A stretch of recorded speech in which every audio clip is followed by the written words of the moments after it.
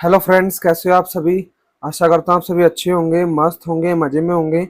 अपना और अपने परिवार का ध्यान रख रहे होंगे, साथ ही साथ अपने सेहत का ध्यान रख रहे होंगे।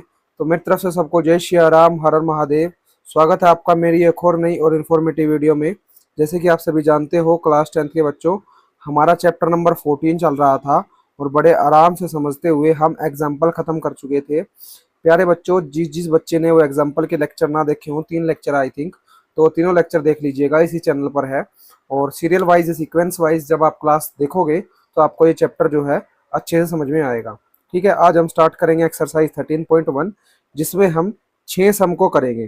ठीक है, एक्सरसाइज 3.1 में 4 लेक्चर हम लगाएंगे। 4 लेक्चर को अच्छे से समझते हुए और आराम आराम से करते हुए हम इसको आराम से कंप्लीट कर लेंगे, जिससे आपको रिवीजन का टाइम अच्छे से मिल सके। ठीक है साथी, तो करते हैं स्टार्ट बिना किसी देरी किए।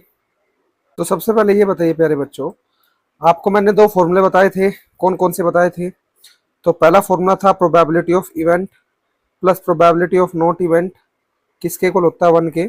और मैंने एक फॉर्मूला आपको बताया था प्रोबेबिलिटी ई का, जो क्या था, नंबर ऑफ फेवरेबल आउटकम्स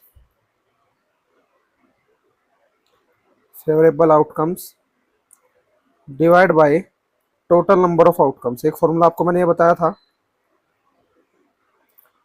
जल्दी से कंफर्म कीजिएगा। टोटल नंबर ऑफ आउटकम्स क्या है? ये दोनों फॉर्मूले मैंने आपको बताए थे। दोनों फॉर्मूले अच्छे से यूज होंगे, अच्छे से आपने इसको यूज करना है। ठीक है जी। और चलिए पहले सम को करते हैं। देखिए, sum number first, complete the following statement. इन स्टेटमेंट को कंप्लीट करना है। Probability of an event E plus probability of not event E, किसके इक्वल होता है 1 के। अब ये भी मैंने आपको बताया। ठीक है, probability of an event that can not happen, probability उस इवेंट की जो हैपन नहीं हो सकता, यानी जो पॉसिबल नहीं है, जो संभव नहीं है, उसकी प्रोबेबिलिटी कितनी होती है? तो उसकी प्रोबेबिलिटी होती है प्यारे बच्चों 0। और एक लाइन और इसमें लिखी हुई है इसके बाद, जो मैं यहाँ पर लिख देता हूँ। ठीक है, वो लिखी हुई है, सच एन इवेंट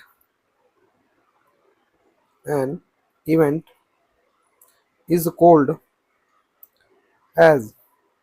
ठीक है, इज सर्टेन टू हैपन। यहाँ पर ये कोल्ड जो है, इसको रफ कर देते हैं, इसको मिटो ही दो, इसको काट ही दीजिए। तो ये नहीं, ये ऊपर इज कोल्ड, तो that can not be happen, जो हो नहीं सकता, वो इज जीरो। और such an event is called as impossible event. ये लिखा हुआ है आपकी बुक में, आप उसको देख भी सकते हो। 2 फिलअप है, ठीक है ना, 2 फिलअप है प्यारे बच्चों। और उस इवेंट को क्या बोलते हैं? Impossible event. एक में 0 आएगा पहले वाले में, और नेक्स्ट वाले में आएगा impossible event. The probability of an event that is certain to happen, जो बिल्कुल ही जरूरी होगा ही होगा, इज, वो कितना होता है? यहाँ पर फिलअप है एक इधर, तो वो होगा 1। और ऐसे इवेंट को हम क्या बोलते हैं? Sure event. क्या बोलते हैं? श्योर इवेंट, या फिर सर्टेन इवेंट भी आप इसको बोल सकते हो। देखिए, एक तो यहाँ पर होगा फिलअप, यहाँ पर 1 है आंसर, और श्योर इवेंट, या फिर आप यहाँ पर, मैं इसको अच्छे से लिख देता हूँ, श्योर या फिर सर्टेन इवेंट आप इसको कह सकते हैं। बात समझ में आई? The sum of the probability of all the elementary event, मैंने आपको बताया था सभी इवेंट का सम, चाहे कितने भी इवेंट हो, 4 हो, 5 हो, 6 हो, 7 हो, सभी इवेंट का सम कितना हो जाता है? 1 हो जाता है। Probability of an event is greater than और इक्वल टू 1। ये थोड़ा सा समझिए आप, इस पिक्चर से याद रख लीजिएगा। देखिए, जो प्रोबेबिलिटी होती है वो 0 से बड़ी हो सकती है और 0 के इक्वल भी हो सकती है, पी फॉर प्रोबेबिलिटी। और 1 से छोटी और 1 के इक्वल भी हो सकती है, ये आपने याद रखना है बड़े अच्छे से। और यहाँ पर इसमें आपसे किस फॉर्म में पूछ लिया? लैंग्वेज की फॉर्म में पूछ लिया। तो probability of event is greater than और इक्वल टू, यहाँ पर फिलअप है, मतलब यहाँ पर 0, और एंड लेस देन और इक्वल टू 1। समझ गए बात? कोई दिक्कत, कोई परेशानी नहीं आता, आपको होनी नहीं चाहिए। चलिए सम नंबर सेकंड को देखते हैं। Which of the following experiment have equally likely outcomes. देखिए, आपने बताना है 4 इवेंट आपके पास होंगे, आपने बताना है कौन से लाइकली इवेंट होंगे और कौन से अनलाइकली इवेंट होंगे, ये आपने बताना है। ठीक है जी, कौन से लाइकली इवेंट होंगे, कौन से अनलाइकली इवेंट होंगे, ये आपने बताना है। बात समझ में आई? ठीक है जी, तो ये आपने बताना है। लाइकली क्या? जिनकी पॉसिबिलिटी सेम सेम हो। लाइकली अनलाइकली में क्या डिफरेंस है? जिनकी पॉसिबिलिटी सेम सेम हो। जैसे जी, जैसे मान के चलो, मैं आपको एग्जांपल से समझा देता हूँ। ये चौथा एग्जांपल देखिए, ए बेबी इज बोर्न, एक बेबी बोर्न हुआ, यानी एक बच्चे का जन्म हुआ। क्या वो बॉय होगा, गर्ल होगा? तो दोनों की पॉसिबिलिटी सेम है ना, तो इस टाइप के इवेंट कहलाते हैं लाइकली इवेंट। तो इट इज लाइकली इवेंट जिनकी प्रोबेबिलिटी क्या हो, मतलब प्रोबेबिलिटी का परसेंटेज जो हो वो सेम हो, जैसे मैं एक एग्जांपल और दूं आपको, हेड टेल का इवेंट क्या है, जैसे मान के चलो एक सिक्के को आप दो एक बार उछालते हो, तो हेड टेल की प्रोबेबिलिटी क्या होगी, लाइकली इवेंट होगा, क्या होगा प्यारे बच्चों, एक लाइकली इवेंट होगा। जैसे थर्ड देख लीजिए, a trial is made to answer a true false question, एक ट्रायल हुआ जिसमें ट्रू फॉल्स के आंसर देने हैं, आंसर क्या होगा, राइट और रॉन्ग, तो ये भी लाइकली इवेंट होगा, इट इज लाइकली इवेंट। ठीक है जी। अब ये जो दोनों ऊपर वाले हैं इनको आप ध्यान से देखिए, a driver attempts to start a car, एक ड्राइवर जो है स्टार्ट करता है कार को, द कार स्टार्ट्स और डज नॉट स्टार्ट, ये लाइकली इवेंट नहीं है, क्योंकि क्या पता कितनी बार में वो ड्राइव हो या नहीं हो, या कितनी बार में वो स्टार्ट हो नहीं हो। ठीक है, तो ये अनलाइकली इवेंट है, क्योंकि सभी की जो प्रोबेबिलिटी है वो अलग अलग है। और सेकंड जो है, a player attempt to shoot a basketball, she और ही शूट्स और मिसेस द शॉट, ये भी लाइकली इवेंट नहीं है, क्योंकि ये डिपेंड करेगा एबिलिटी पर। ये तो ये अनलाइकली इवेंट है, क्योंकि it depends on ability, it depends on ability.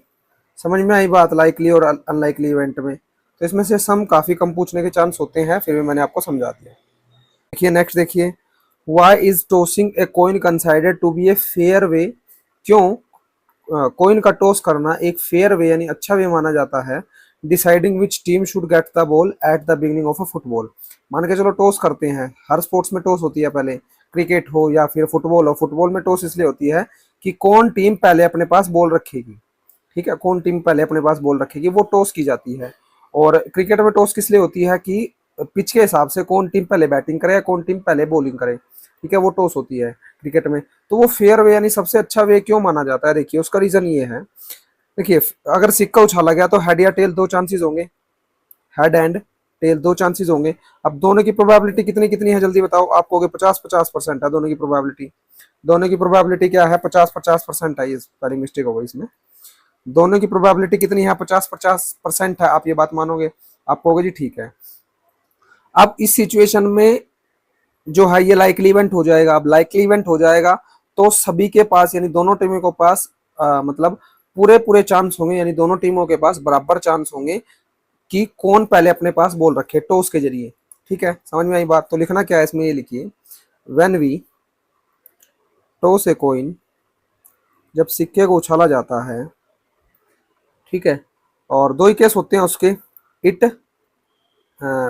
Gets head और टेल, या तो हेड देगा या टेल देगा, दो ही तो चांस होंगे, और दोनों के चांस कितने 50-50% है, जो कि क्या लाइकली इवेंट है, which are equally likely event है, आउटकम्स लिख सकते हो इक्वली लाइकली आउटकम्स। ठीक है ना, लाइकली आउटकम्स है, दोनों के प्रॉपर चांस है ना, तो इसीलिए हम इसको क्या लिखेंगे, इसलिए ये जो है ये सबसे फेयर वे है, therefore this is a fair way, way four for both team, दोनों टीमों के लिए फेयर वे है। ठीक है, ये हम लिख सकते हैं। बात समझ में आई।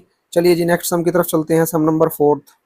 सम नंबर फोर्थ देखिए, which of the following can not be the probability of an event, कौन सी प्रोबेबिलिटी नहीं हो सकती। देखिए ऑप्शन आपको इसमें गिवन होंगे, काफी इंपॉर्टेंट सम है, काफी इंपॉर्टेंट सम है प्यारे बच्चों, सी 15%। सबसे पहले आप ये समझिए कौन सी प्रोबेबिलिटी नहीं होगी। देखिए ये कौन सी प्रोबेबिलिटी हो सकती है, दोनों में से एक चीज आप समझ लीजिए, काम आपका चल जाएगा। देखिए प्रोबेबिलिटी कौन कौन सी नहीं हो सकती, आप कहोगे प्रोबेबिलिटी एक तो जीरो से कम, जीरो से कम प्रोबेबिलिटी ना होना, ऐसे लिख लीजिए, जीरो से ना होना, जीरो से कम ना होना, जीरो से नॉट लेस देन जीरो, या फिर इंग्लिश में लिख लीजिए नॉट लेस देन जीरो। इसका मतलब माइनस नहीं होनी चाहिए, तो आपको दिख रहा होगा can not be the probability, तो माइनस वाला आंसर हो जाएगा।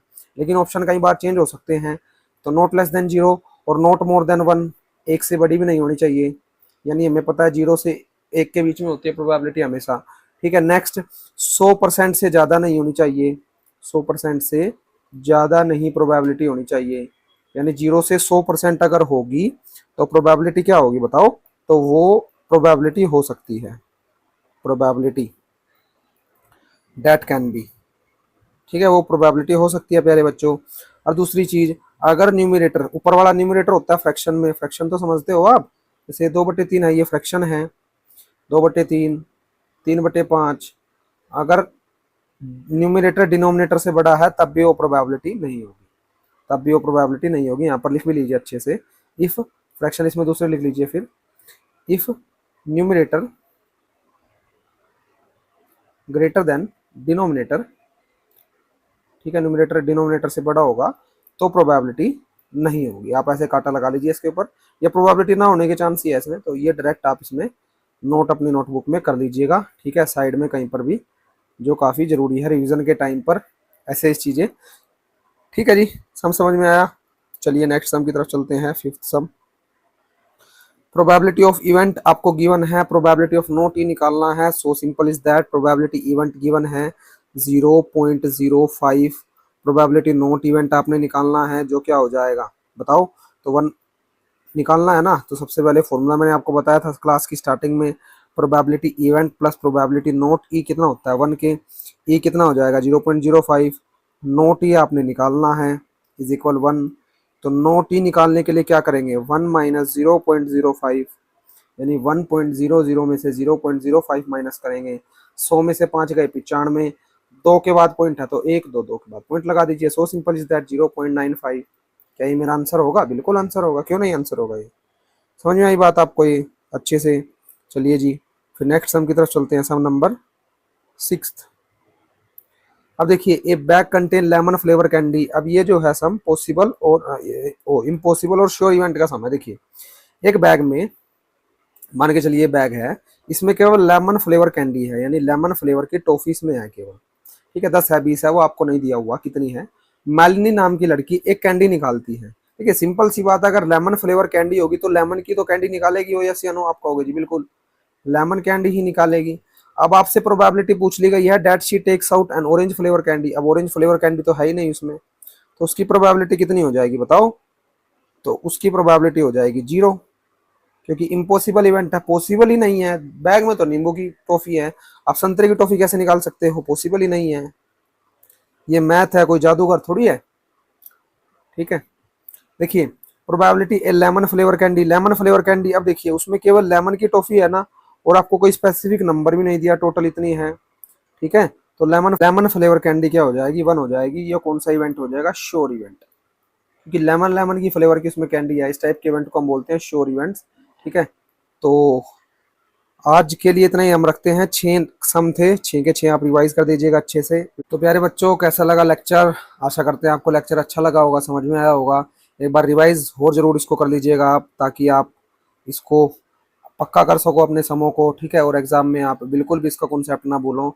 और अब बाकी के सम हम नेक्स्ट लेक्चर में करेंगे। इस जो एक्सरसाइज को हम 3 से 4 लेक्चर में पढ़ेंगे अच्छे से समझते हुए, ठीक है, ताकि आपको भी एकदम से ज़्यादा ना लगे। और सिलेबस वैसे भी हमारा काफ़ी आगे चल रहा है, 2-3 चैप्टर ही रहते हैं, उनको भी मैं जल्द से जल्द आपके ख़त्म करवा दूंगा। और मिलेंगे नेक्स्ट लेक्चर में, तब तक अपना ध्यान रखिए, अपने परिवार का ध्यान रखिए, सेहत का ध्यान रखिए, और धन्यवाद। जय श्री राम, हर हर महादेव।